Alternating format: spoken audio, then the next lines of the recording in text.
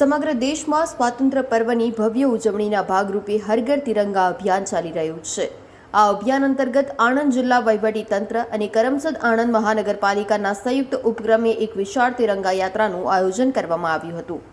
આ ભવ્ય તિરંગા યાત્રાને ગુજરાત વિધાનસભાના નાયક મુખ્ય દંડક રમણભાઈ સોલંકી, જિલ્લા પંચાયતના પ્રમુખ હસમુખભાઈ પટેલ, પેટલાદના ધારાસભ્ય કમલેશ પટેલ, જિલ્લા collector Pravin Chaudhari, municipal commissioner Milind Bapna, જિલ્લા વિકાસ અધિકારી સુશ્રી દેવાહુતિ અગ્રણી સંજયભાઈ પટેલે લીલી ઝંડી આપીને પ્રસ્થાન કરાવી હતી।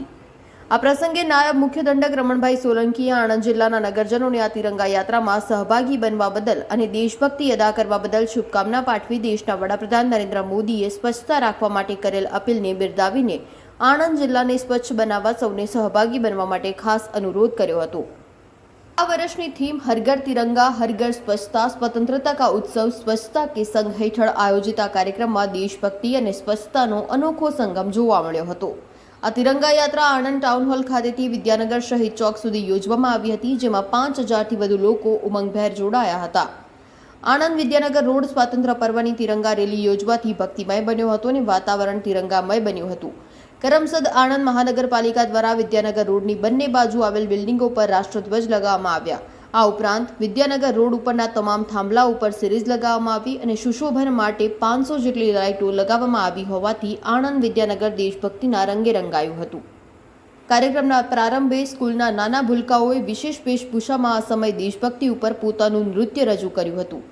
તિરંગા રેલીની શરૂઆતમાં તિરંગા ઝંડા સાથે બાઇક સવાર પોલીસમેન, ઘોડેસવાર પોલીસ બેન્ડ, યુવાઓ, રમતવીરો, એનસીસીના વિદ્યાર્થીઓ, 13 NCC Gujarat boys battalion, 4 NCC girls battalion, પોલીસના વીર જવાનો, હોમગાર્ડ, મહિલા પોલીસ કોન્સ્ટેબલ, ટીઆરબી જવાનો, ગ્રામ રક્ષક દળના જવાનો, વિવિધ સ્કૂલ કોલેજના વિદ્યાર્થીઓ, પદાધિકારીઓ, અધિકારીઓ અને ગ્રામજનો મોટી સંખ્યામાં જોડાયા હતા। આણંદ ખાતે સમગ્ર આણંદના નગરજનો અને જિલ્લાના સૌ પ્રજાજનો એક સાથે મળીને આજે આ તિરંગા યાત્રા અહીંયાથી પ્રસ્થાન કરી અને શહીદ ચોક જશે। આ વખતનો મુખ્ય આપણો કન્સેપ્ટ છે સ્વચ્છતાનો।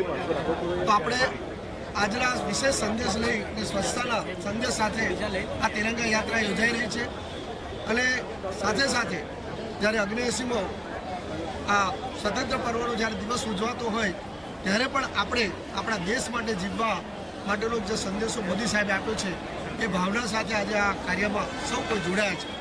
આઝાદીના સમયમાં દેશ માટે મરવાનો સમય હતો, અત્યારે દેશ માટે જીવવાનો સમય છે। તો આ દેશ ભાવના પ્રબળ બને અને સ્વચ્છતાનો ભાવ એ જનસમાજ સુધી પહોંચે એ ભાવ સાથે આ યાત્રા યોજાઈ રહી છે અને ખૂબ જ ઉત્સાહ પણ જોવા મળે છે।